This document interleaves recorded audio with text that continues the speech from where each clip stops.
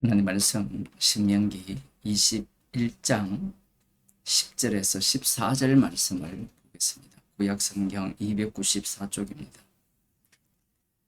네가 나가서 대적과 싸움함을 당하여 내 하나님 여호와께서 그들을 네 손에 붙이신고 네가 그들을 사로잡은 후에 네가 만일 그 포로 중의 아리따운 여자를 보고 연연하여 아내를 삼고자 하거든 그를 내 집으로 데려갈 것이요 그는 그 머리를 밀고 손톱을 베고 또 포로의 의복을 벗고 내 집에 거하며 그 부모를 위하여 1개월 동안 애국한 후에 네가 그에게로 들어가서 그 남편이 되고 그는 네 아내가 될 것이요 그 후에 네가 그를 기뻐하지 아니하거든 그 마음대로 가게 하고 결코 돈을 받고 팔지 말지라.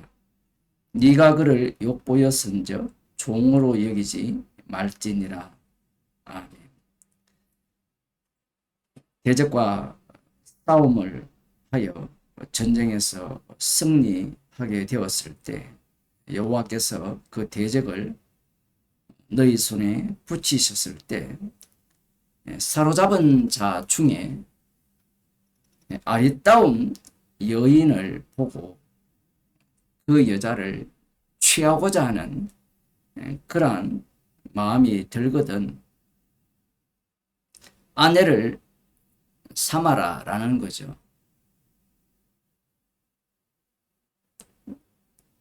고대 전쟁의 방식은 전리품은 자기 마음대로 취할 수 있는 거죠. 그 여자 같은 경우에도 하나의 전리품인데 그러나 이스라엘의 전쟁은 여호와의 전쟁이에요. 여호와께서 붙이시는 전쟁이고 특히 이 포로된 여인의 경우에는 가나안 땅에 사는 7족속 외의 족속입니다. 가나안 땅에 가는 7족속은 여호와 하나님께서 그들을 진멸하라고 하셨고요. 그곳에 사는 자들이 아닌 다른 먼 곳에 민족들과 전쟁을 할 때는 남자는 다 죽이고 여자들은 아이들은 포로로 잡아라 이렇게 명령을 하셨죠. 이스라엘의 전쟁은 항상 율법대로 하는 전쟁이어야 하는 겁니다. 그래서 여기에서도 포로된 여인은 가나안 족속이 아니고요. 7족속이 아닌 그 외에 족속 중 한 여인인데 전쟁에서 승리하여 포로로 여자들을 잡았는데 한 여인의 아름다운 모습을 보고 취하고 싶어서 아내로 삼고자 하는 그런 마음이 들 때는 내가 율법을 주겠다라는 거예요. 여자를 하나 취하는 것도 내 마음대로 못하는 겁니다. 여기에서 또 하나 우리가 생각해야 되는 것은 15절에 보면 어떤 사람이 두 아내를 두었는데 전쟁을 해서 아리따운 여자를 얼마든지 두 번째 아내로 취할 수 있다라는 겁니다. 이것을 보게 되면요. 율법이라는 것이 하나님의 율법이잖아요. 그러면 율법은 우리가 생각하기에는 어떤 의미를 담는다고 생각해요? 예수님께서는 이 율법을 주신 이유가 너희들이 악함을 인하여 주셨다고 하거든요. 여기도 마찬가지입니다. 아내 둘을 허용하는 것도 악하기 때문에 주신 율법이에요. 그러니 이 율법을 갖고 의롭게 된다고 한다든가 율법을 다 지켜서 의로워진다는 성화가 된다는 그런 논리는 엉터리입니다.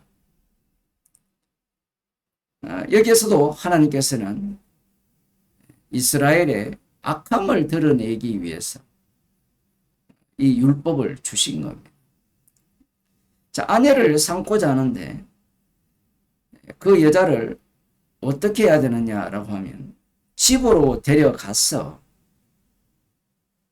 머리를 밀고 손톱을 깎고 포로의 의복을 벗기고 너의 집에 거하며 한 달 동안 그 부모를 위하여 애곡한 후에 그 여자를 취하라. 이렇게 명령하고 있습니다. 만만치 않죠. 이 포로의 의복을 벗기기 전이고요. 그리고 머리를 밀기 전이었고 손톱을 깎지 않는 상태. 이 당시에 아마 미모의 조건이 머리가 좀 길었을 가능성이 있고요. 손톱이 긴 여자, 손톱이 아름다운 여자라고 볼 수가 있는데 하나님께서는 이 여인의 아름다운 모습을 삭제해 버립니다. 그러니까 아름다운 모습을 삭제한 이후에 없앤 이후에 한 달 동안 자신의 부모를 위하여 애곡하라는 겁니다. 여자의 울음소리가 1시간만 울어도 남편이 그걸 견딜 수 있는지 모르겠어요. 한 달 동안 운다라는 것은 감당할 수 없는 지경이 아닐까. 관람하는 사람들이야 이스라엘에서도 사람이 죽으면 모세가 죽었을 때나 아론이 죽었을 때도 한 달 정도 애곡을 했으니까 그 기간을 주는 것이 옳지 않느냐. 그 정도의 배려이지 않느냐. 배부른 주석을 하거든요. 여인을 위한 배려는 없습니다. 율법은. 이 포로로 잡힌 여인을 위한 배려를 한다면 포로로 안 잡아야 되고요. 그 부모를 죽이지 않아야 돼요. 자신들이 주석을 하는 사람들이나 설교하는 사람들을 보면 자신들이 하나님보다 더 대자대비해요. 그래서 요즘 신학을 보게 되면 예수님보다 더 뛰어난 사랑을 주장하고 있죠. 십자가는 싹 제거하고 인간이 신이 되는 그러한 길을 계속해서 제시하고 있고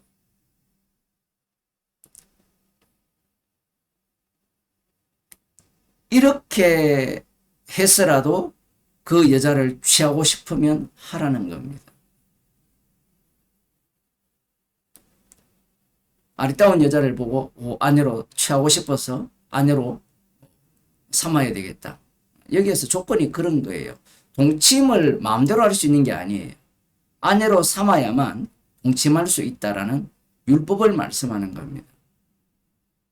그래서 이 욕망이 생겨서 취하고 싶지만 이 율법이 개입되면 한 달 동안 여자가 별치에 두고 우는 게 아니라 자기 집안에 거하게 하면서 울게 하거든. 못 견딥니다. 그리고 여기서 중요한 것은 이 전리품은요 여호와께서 붙이시는 전쟁에서의 전리품이에요. 그러면 자신의 공로와 예심이 하나도 없습니다. 자신의 땀과 노력이 없는 전리품이에요. 그러한 전리품을 취하는 방식에 있어서 너의 수고와 노력 다 제거해버리는 겁니다. 그게 없다라는 것을 말씀하기 위함이죠. 한 달 동안 운다라는 것은 누가 죽었습니까? 이 부모가 여호와 전쟁에서 죽었죠. 그러면 한 달 동안 이 남자는 여호와께서 붙이시는 전쟁을 기억해야 돼요.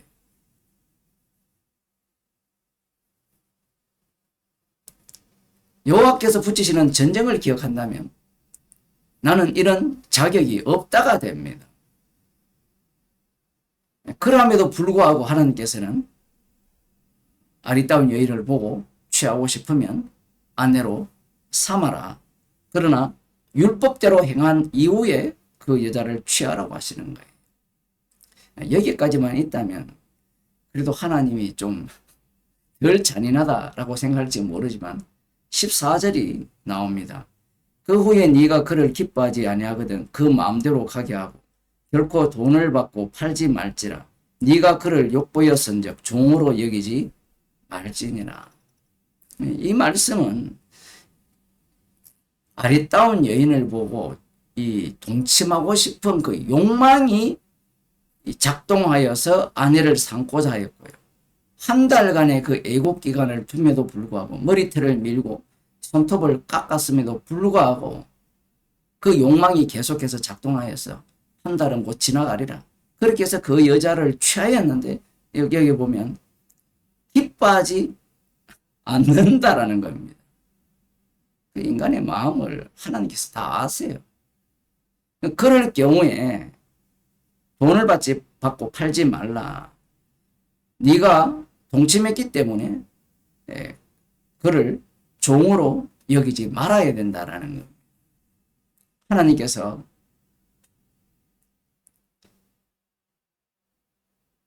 이 과정을 통하여서 이 전리품은 너의 힘으로 승리하여 얻은 전리품이 아님을 명확하게 하시고자 하는 거예요. 소유권이 네한테 있는 것이 아니라는 거예요. 그 과정들을 말씀하고 계신 거예요.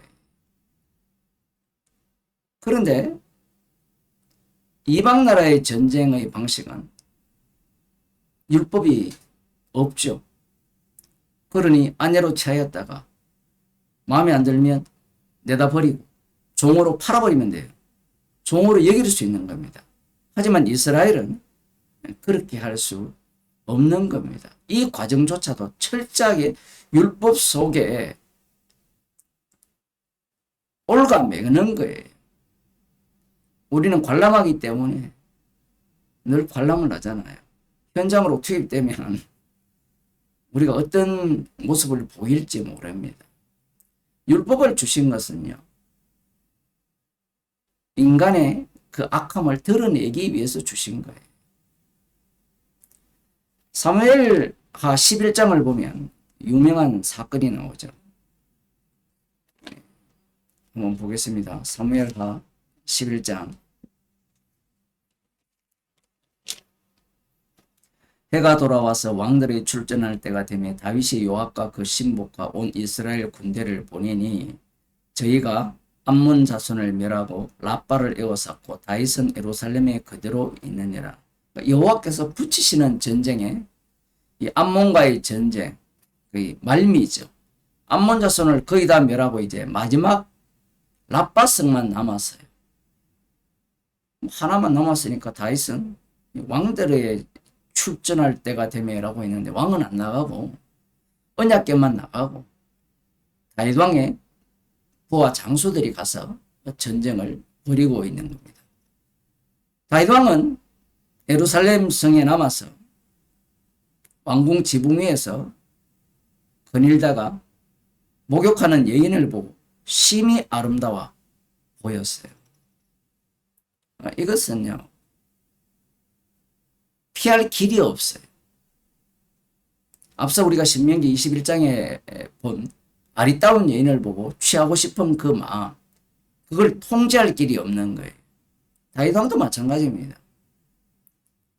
그래서 그 여인을 알아보았는데 알고 보니까 지금 라빠성을 치고 있는 장수 중 한 사람, 사무엘하 23장 39절에 보면 39명의 37명이죠. 37명의 용감한 장군들의 명단이 나오는데 그 중에 한 이름이 우리아가 나오고요.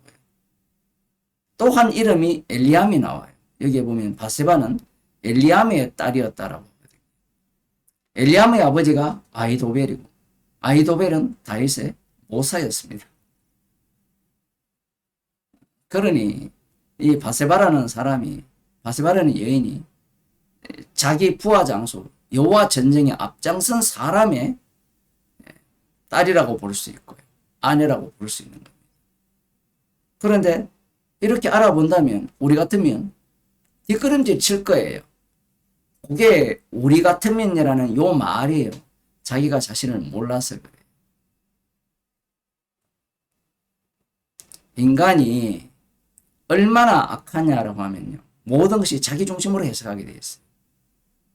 다윗이 율법을 모르겠습니까? 율법에 대한 갈등이 없었겠어요? 그러나 아름다움을 보고, 여인의 아름다움을 보고 거기에 빠져든 겁니다. 그러니 그 여인을 취하였고 그 여인을 취한 이후에 어떤 행동을 취합니까? 아이를 가졌으니까 그 아이가 자기 때문이 아님을 숨기기 위해서 우리아를 불러서 하룻밤 자고 가라 라고 했지만, 우리아는 언약궤가 지금 전쟁 중에 있는데 자신은 집에 가서 편안히 잘 수 없다라고 했죠. 다윗 왕이 왜 그렇게 말을 합니까? 간음한 자는 간음하지 말라 했거든. 이 간음 문제를 없애기 위해서는 남편을 죽여버리는 방법이에요. 아니면 남편을 통해서 아이를 가졌다, 그걸 없애려고 하고요. 그 다음에 이제 나오는 게, 이 간음 문제를 없애는 방법은 그 남편을 죽여버리는 겁니다. 그 율법을 철저하게 이 자기 죄를 가리는 방식으로 사용하는 거예요.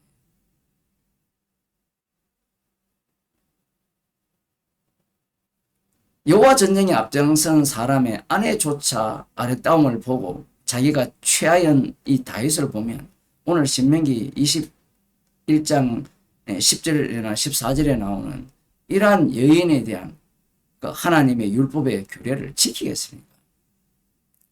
안 지킵니다. 율법을 주신 이유는요, 인간의 죄를 드러내기 위해서 그런 겁니다. 그런데 율법을 위반하는 것은 어떤 죄를 범하느냐 하면요, 시편 51편을 한번 보겠습니다. 오늘날 인간들이 들으면 가장 화내는 구절인데요, 다윗이 이렇게 말합니다. 4절에 보면 내가 주께만 범죄하여 주의 목전에 악을 행하여 싸우매, 이렇게 말해요. 우리가 보기에는 바세바에게도 죄를 범했고 우리아에게도 죄를 범했잖아요. 그런데 왜 주께만 죄를 범했느냐 하면, 이 모든 것들이 율법에 규정되어 있기 때문에 그래요. 인간이 죄를 범하는 것은요, 주께만 범하는 죄밖에 없어요. 사람에게 범하는 죄는 없습니다. 이것은 분명히 하셔야 됩니다. 율법이 있기 때문에 율법 위반은 모두가 다 주께 위반하는 거예요. 이것이 이제 최종적으로 로마서로 가게 되면, 주께만 범죄한 것이 어떻게 최종적인 죄로 드러나느냐 하면, 하나님의 아들 예수 그리스도를 십자가에 못 박아 죽이는 죄로 드러납니다. 놀랍게도 하나님의 아들을 십자가에 못 박아 죽였는데, 그러면 지옥 가야 되잖아요. 심판받아야 되잖아요. 죽임당한 그분이 자신의 의로우심을 드러내기 위해서 자신을 죽인 자를 위해 대신 죽음으로 대속물이 되시는 거예요. 아버지 하나님께서는 그렇게 죽임을 당한 분을 화목제물로 세우시는 거예요. 화목제물을 세우신 분을 심판주로 올리는 거예요. 그래서 십자가 지신 예수 그리스도가 주님이 되는 거예요. 이 땅에서는 주님의 모습은 십자가 지시는 모습으로 드러나는 겁니다. 십자가 복음이 전파된다는 것은 모든 인간의 죄는 주께만 범죄하는 죄라는 겁니다.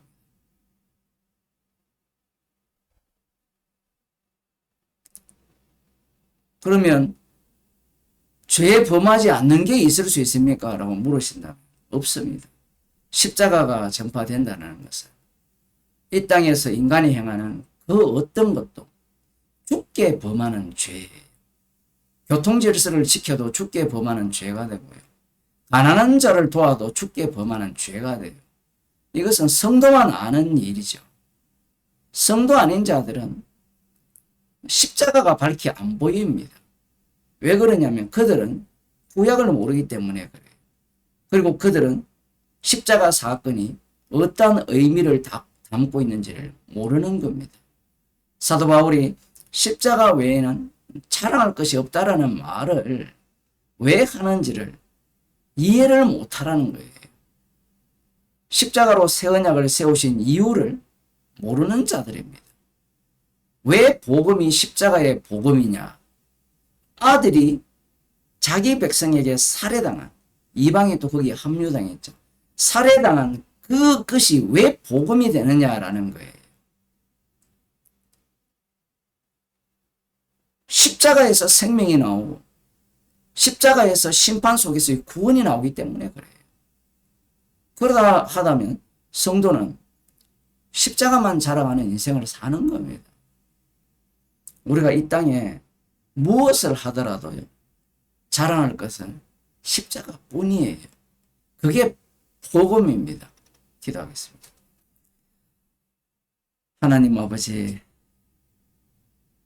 십자가로 승리하셨기에 저희들을 전리품으로 만드시고 십자가로 승리한 그것을 자랑하라고 주님의 정인으로 삼아주심을 감사드립니다. 우리가 살아가는 하루하루가 주님의 피 흘리신 공로만을 자랑하며 감사하며 살아가게 하옵소서. 예수님 이름으로 기도드리옵나이다.